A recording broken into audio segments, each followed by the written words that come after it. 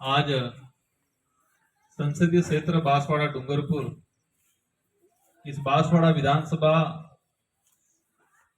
के इस नया गांव में ब्लॉक स्तरीय और विशेषकर इस ग्राम पंचायत के लिए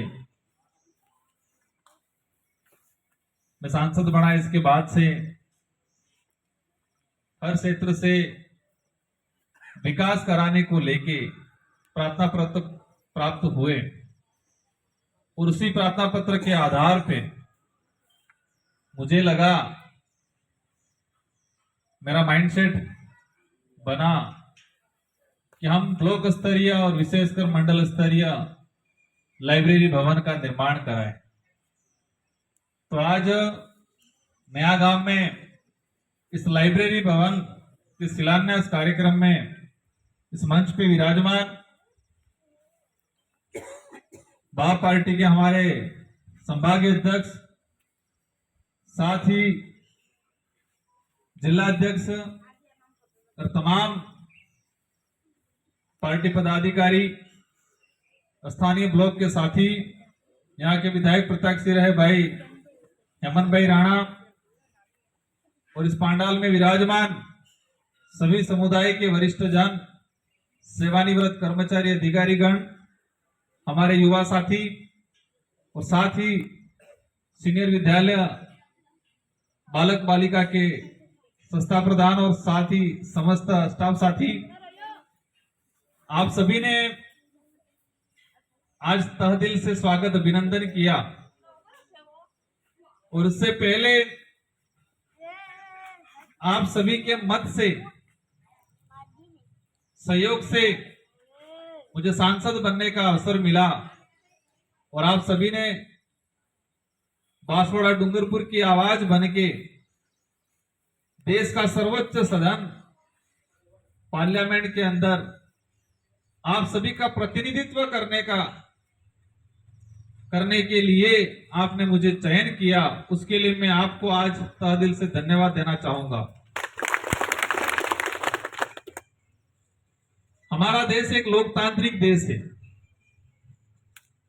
और इस लोकतंत्र में ये व्यवस्था कर रखी है कि देश का संचालन कैसे होगा, देश का संचालन किस तरीके से होगा, और उसके लिए इस लोकतांत्रिक व्यवस्था में व्यवस्थापिका, न्यायपालिका, कार्यपालिका का निर्माण हुआ और उसी व्यवस्थापिका का हिस्सा है हम। आज हम देख रहे हैं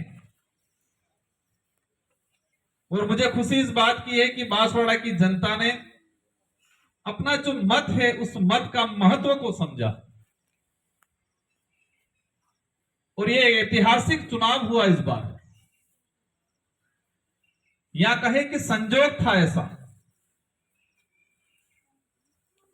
चुनाव से पहले किसी ने नहीं सोचा था, मैं आज आपके बीच में सांसद हूं, मैंने भी नहीं सोचा था कि मैं सांसद चुनाव लड़ूंगा, क्योंकि 84 की जनता ने मुझे 2 बार विधायक बना दिया था। मैं सेकंड बार विधायक बना था, 2018 में पहली बार बना और मैंने प्रयास किया 5 साल में 84 के क्षेत्र के लोगों के लिए, और जनता ने मुझे इतना प्यार दिया, सेकंड बार की हाईएस्ट लीड से 70,000 की लीड से जिताया।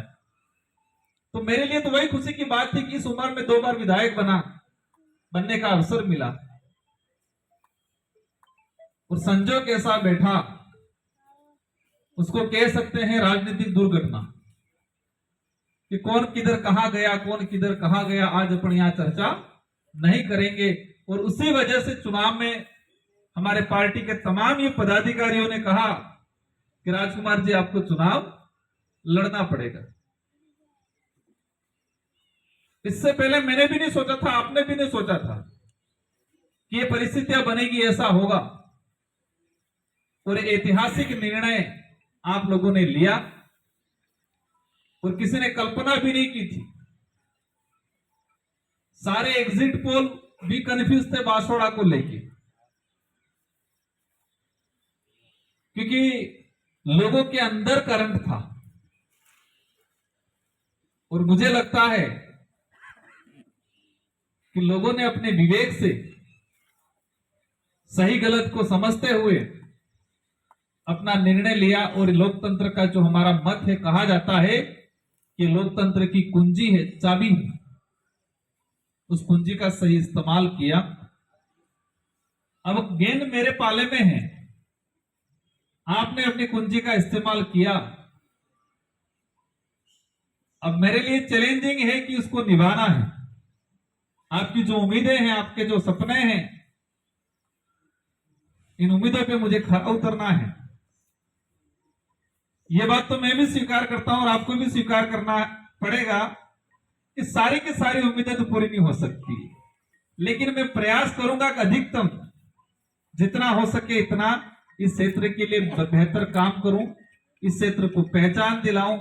और हमारे पूर्व साथी के बता रहे थे कि हमारा जो बांसवाड़ा डूंगरपुर क्षेत्र है, उसके लिए राजस्थान का अन्य जो इलाका है, हम कहें अगर जयपुर राजधानी की बात करें, तो यहाँ का हमारा कोई नेता हो या हमारा यहाँ का कर्मचारी गया हो उधर, या फिर हमारे यहाँ का स्टूडेंट अगर वहां पढ़ने भी गया हो, अगर वो पूछते हैं कि कहां से हो और हम कहते हैं बांसवाड़ा से हैं, तो वो उस भावना से देखो, बांसवाड़ा से, मतलब उस भावना से देखते हैं को कहां से, बांसवाड़ा से, मतलब उनके अंदर वो फीलिंग आती है, ठीक है, मतलब अलग ही। जो मैंने भी सीकर की तरफ पढ़ाई की, बीएड किया, कहते हैं डूंगरपुर से। तो हमारे एरिया की जो हर दृष्टिकोण से, पॉलिटिकल दृष्टिकोण से, डेवलप की दृष्टिकोण से, एजुकेशन की दृष्टिकोण से, हर तरफ से पिछड़ा हुआ माना जाता था और है, मानना पड़ेगा। लेकिन हमने एहसास कराया कि पिछड़े जरूर हैं लेकिन कमजोर नहीं है। हमारे यहां मान सकते विकास नहीं हुआ, हो सकता है हमारे पास डिग्रियां कम हो सकता है हमारे पास एजुकेशन का जो नीड है वो कमजोर हो, हो सकता है हमारे पास, हम लोग आर्थिक रूप से हमारा इलाका कमजोर हो, लेकिन हम मेंटली कमजोर, मानसिक रूप से कमजोर नहीं है और नहीं ऐतिहासिक दृष्टिकोण से कमजोर है। और प्रयास किया और बांसवाड़ा डूंगरपुर की पहचान दिलाई। और मुझे खुशी इस बात की है कि जब संसद चलती थी तो कांग्रेस के लीडर हो बड़े या बीजेपी के लीडर हो, बड़े बड़े लीडरों ने बांसवाड़ा का नाम लिया। और वो क्यों लिया वो आप जानते हो, एक पहचान बनी, सरकार की निगाहें गई। और मैंने ये भी महसूस किया कि पूर्व कोई भी मुख्यमंत्री या मंत्री जी रहते थे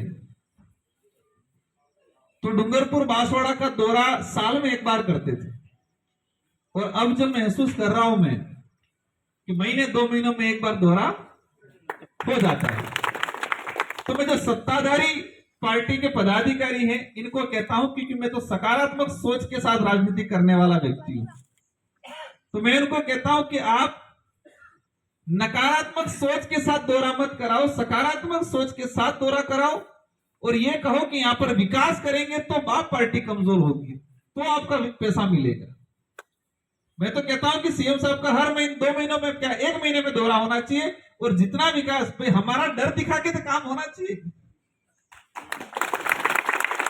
हमारा उद्देश्य सिर्फ राजनीति करना नहीं, मैं कहता हूं कि हमारा डर दिखा के काम ले आओ। मेरा फोकस रहा है, हमारे जो विधायक साथी उनको भी मैं कहता हूं हमेशा, क्योंकि कोई बात उठाने से पहले, रखने से पहले हमको एनालाइज करना पड़ता है। और बिना एनालाइज को हमें जानकारी नहीं हो पाएगा, जानकारी के बिना अपनी बात को कोई वजन नहीं रहेगा। एजुकेशन सेक्टर की बात आई, अभी हमारे दोनों संस्था प्रधान महोदय ने अपनी बात, अपनी पीड़ा रखी कि बिठाने के लिए कमरे नहीं है। और ये पीड़ा पूरे राजस्थान की है। और राजस्थान में सबसे ज्यादा बांसवाड़ा, डूंगरपुर, प्रतापगढ़ जो आदिवासी बाहुल्य क्षेत्र है वहां पर ज्यादा है। ये रीजन ये रहा है कि समसा के तहत, जो समग्र शिक्षा के तहत बजट आता है सेंट्रल का और कुछ हिस्सा स्टेट का। मैं विधायक था उस समय, मैंने देखा तत्कालीन शिक्षा मंत्री थे गोविंद डोटासरा जी, अभी दिलावर जी। तो पिछली बार भी देखा, इस बार भी देखा कि समसा का जो निर्मला सीतारमण जी से, तो मैं बात उठाता हूँ, बार बार वो सुनते कहते। मैंने कहा मैडम कुछ मत करो, हमारे इलाके में आर्थिक मतलब कहे कि शैक्षणिक क्षेत्र में भौतिक सुविधाओं के लिए एक आर्थिक पैकेज दे दो बड़ा, हमारा भौतिक स्ट्रक्चर मजबूत बन जाए, उसके लिए आर्थिक बड़ा पैकेज दे दो। तो मैंने प्रयास किया है, क्योंकि हमारा एमपी लेड एक लिमिट है, एक सीमित बजट है। मेरे हाथ में डेवलप कार्य कराने के लिए बजट एक सीमित है, और मुझे सब जगह बैलेंस बना के इसका वितरण करना पड़ेगा। तो मैं प्रयास कर रहा हूं, यहाँ तो सेंट्रल से टीएडी का बजट, या अलग से एक वित्त, और दूसरा हम प्रयास कर रहे हैं और इसमें सबको साथ देना। ये माही और करेणा जो डैम बने, हम माही की बात करें, 1966 में गुजरात गवर्नमेंट और राजस्थान गवर्नमेंट के बीच में समझौता हुआ। समझौता यह हुआ कि माही डैम का निर्माण कौन कराएगा? गुजरात गवर्नमेंट कराएगी। माही डैम के निर्माण में जो पैसा लगेगा वो कौन लगाएगा उस समझौते में? कि गुजरात सरकार लगाएगी। और माही डैम से जो विस्थापित होंगे उनका क्या होगा? तो स्टेट गवर्नमेंट उनको जमीन या पैसा अलॉट करेगी। तो माही डैम बना तो सरकारी रिकॉर्ड के हिसाब से 10,000 परिवार विस्थापित हुए उस समय, 1966-70 के बीच में। तो 1970 के आसपास 10,000 परिवार, तो उस 10,000 1970 की अगर बात करें, आज की तुलना करें, तो वो परिवार लाखों में जाता है। समझौता हुआ, 44 टीएमसी पानी है माही में, और उस समय समझौते में 4 टीएमसी सिर्फ राजस्थान उपयोग कर पाएगा, बाकी अधिकतर गुजरात, मतलब 38 से 40 टीएमसी गुजरात उपयोग करेगा। तो उस लड़ाई को हम लड़ रहे हैं कि 1966 में जो समझौता है, और उस समझौते में लिखा हुआ है कि जिस दिन राजस्थान सरकार 900 करोड़ रुपया गुजरात सरकार को दे दे, और नर्मदा का पानी गुजरात के 2 जिले हैं वहां पहुंच जाएगा, तो उस दिन राजस्थान सरकार माही का पानी उपयोग कर सकती है। तो समझौतों के अकॉर्डिंग हम लोग प्रयास कर रहे हैं कि राजस्थान सरकार, क्योंकि पहले क्या होता था, गुजरात में बीजेपी तो राजस्थान में कांग्रेस, या राजस्थान और बीजेपी, गुजरात में कांग्रेस तो सेंट्रल में बीजेपी, सेंट्रल में बीजेपी तो दोनों जगह कांग्रेस। तो कॉम्बिनेशन कभी बैठा नहीं था। तो मैं कह के आया हूं, तो डबल इंजन की बात चल रही थी, लेकिन अब तो ट्रिपल इंजन है। तो हमारा जो काम है वो ट्रिपल इंजन का काम है। तो आप करा सकते हो तो कराना है, उस बात को मैं उठा रहा हूं। और ये कि सामाजिक और सभी समाजों को मिलकर सार्वजनिक मुद्दा बनाना है। ये मुद्दा किसी एक पॉलिटिशियल पार्टी का नहीं है, हम सबका है। और ये कर दिया तो बांसवाड़ा, डूंगरपुर, प्रतापगढ़, क्योंकि हमारे एग्रीकल्चर की बात आई कि 15 बीघा जमीन है, तो एक तो है कि हमारा माइंडसेट भी नहीं है, और आधुनिक टेक्निक वाली जो खेती है वो भी नहीं कर पा रहे, दूसरा की सुविधा भी पानी नहीं मिल पा रहा है। तो ये एक बड़ा मुद्दा है, उसके लिए हम लोग प्रयास कर रहे हैं, और उस प्रयास में आप सभी को साथ देना है, क्योंकि ये काम हो गया, क्योंकि हमारे लोग विस्थापित हुए। लोग विस्थापित अपन देख रहे, दानपुर, आज छोटी सरवा, उधर छोटी सरवण, कुशलगढ़, आज हालत खराब है। अपने यहाँ तो थोड़ी बहुत सुविधा है, लेकिन उस इलाके में काफी बुरी कंडीशन है। तो एजुकेशन और एग्रीकल्चर के लिए, सिंचाई के लिए, इन 2-3 बड़े मुद्दों पे हम लोग काम कर रहे हैं।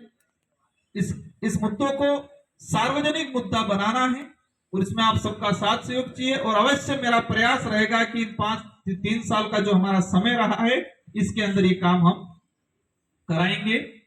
आप सबने मेरी बात को सुना, और यहां से हमारे पास आवेदन प्रतिवेदन आए हैं स्कूल से रिलेटेड। अवश्य इन कामों को मैं प्रायोरिटी में कुछ हो सके, मैं एमपी लेड से, कहीं से टीएडी से, अन्य स्कीमों में कहीं न कहीं मैं इसको कराने का प्रयास करूंगा। लाइब्रेरी भवन दिया है, मैं हमारे जो साथीगण हैं, अशोक जी हैं, महेंद्र जी हैं, गणेश जी हैं, किधर गए गणेश जी, और साथ ही गांव वालों से इसको बढ़िया जल्दी बनाना है। और ये कह रहे थे कि एमपी साहब माला पूछ रहे थे कि माला लेके नहीं आए, तो मैं कंफ्यूज था, क्योंकि मैं हमेशा विरोध करता हूं कि माला और साफा मेरे को नहीं पहनना है, तो मैं कंफ्यूज हो गया था। तो महेंद्र जी ने हो सकता है, तो कोई दिक्कत नहीं, मैंने छोटा सा प्रयास किया है लाइब्रेरी भवन का, लाइब्रेरी भवन बन जाएगा, एक्सेप्ट उसमें पढ़ने कौन जाएगा? इस गांव के आसपास के बच्चे जाएंगे, लड़के जाएंगे, और पढ़ने कब जाएंगे? इनका माइंडसेट, इनकी सोच उस अनुरूप बढ़ेगी। तो ये स्टाफ बैठा है बोलेगा नहीं, लेकिन मुझे पता है कि एसएमसी एसडीएमसी की बैठक बुलाते हैं, गांव वाले आते नहीं आते, और गांव में सूर्य सोलो नहीं के तो पूछ लो, पूरा दौड़ा थाना मोरे जाएंगे, पड़ गया रहेगा समोसा साफ पे पूरा दौड़ा भुगचे पेटे। ये एसएमसी एसडीएमसी ये नया अकेले की बात नहीं है, पूरे जिले पूरे इलाके की है। स्कूल के संचालन को लेकर आपकी सहभागिता के लिए और आपके सुझावों के लिए एसएमसी एसडीएमसी का गठन हुआ है। उसमें आपको मेंबर बना रखा है इसी गांव के लोगों को, और जो मेंबर नहीं बने वो अभिभावक तो है ही से। ये बैठक आदे तो कौन जाए? व्हाट्सएप आवे कौन है ना के बराबर, ना के बराबर आते हैं। ऐसा लगता है कि पता नहीं मार साहब बुला के कमरे में बंद कर देंगे, क्या मालूम। ये बात इसलिए बोल रहा हूं कि लाइब्रेरी तो बढ़ा दिया, लेकिन आपके बच्चे का माइंडसेट नहीं बनेगा, आपकी मॉनिटरिंग सही नहीं होगी, तो इसके बनाने का कोई रिजल्ट नहीं आएगा। मैं बना रहा हूं फिर भी बोल रहा हूं ये बात, बाकी तारीख तो करी चुको, आज ये हो जाएगा वो हो जाएगा, मुझे नहीं आएगा। तो हमारे बच्चे पे मॉनिटरिंग और इस गांव में और आसपास सब जगह हमें शिक्षा को लेकर माहौल बढ़ाने की जरूरत है। बच्चों को लगना चाहिए मुझे पढ़ना है, लाइब्रेरी अटेंड करनी है, क्लास अटेंड करनी है, मुझे ये पढ़ना है, इस महीने में इतना पढ़ना है, टारगेट होना चाहिए। बिना टारगेट के, बिना माइंडसेट के नहीं होगा। लाइब्रेरी बनी रहेगा, कबूतरा बेहेंगा मैं मैं कि स्कूल में हादेंगा नहीं देंगा भी, बाकी काजू हुएगा कि वे पूरा धाड़ो अब पतोरे भी स्पेशल हो मड़े। ये है धारणा, उस धारणा को हमको बदलना है। और एजुकेशन के अलावा, एजुकेशन के बिना हमारा भला नहीं हो सकता है। मैं कई बार कहता हूं कि मुझे सांसद बनाने में आप सबका रोल रहा है, और उस सांसदगिरी को निभाने में मेरे एजुकेशन का रोल है। बनाने में आपका रोल रहा है, आपने मुझे बनाया है, लेकिन बनने के बाद मैं इसको तरीके से निभाने का प्रयास कर रहा हूं। उसमें मुझे साथ कौन दे रहा है? मेरा एजुकेशन। वो बड़े नहीं रहता तो दिल्ली में सड़ा ही नहीं आता भी। 5 साल फरते फरते खबर नहीं पड़ता क्या ऑफिस क्या रो है, कौन की बे है, कौन मंत्री संतरी है, ये ओळखते समझते 5 साल नकली से 543 रही माए, और 5 साल में 543 तो ठीक है, 43 ने भी ओळखण नहीं था। लेकिन तमार मेहरबानी थी कि जरूर की दो मैं कि 543 में से 400 तो ओळखताच रहेगा डूंगरपुर बांसवाड़ा और मन। तो आना बल्ले इन्हें वाहे हूं ताकत है एजुकेशन, थोड़ा बहुत पढ़ा, थोड़ा बहुत, इस वजह से तो एजुकेशन ही आपका भला उद्धार कर पाएगा। इसलिए हम सबको साथ देना है, सहयोग देना है, हमारे बच्चों को पढ़ाना है, और इसमें मेरी ओर से जितना हो सके इतना प्रयास रहेगा। इन्हीं शब्दों के साथ धन्यवाद, आभार, जोहार, जय संविधान, जय बिल प्रदेश। आप सबकी धन्यवाद, आप सबकी जय, जोहार। धन्यवाद।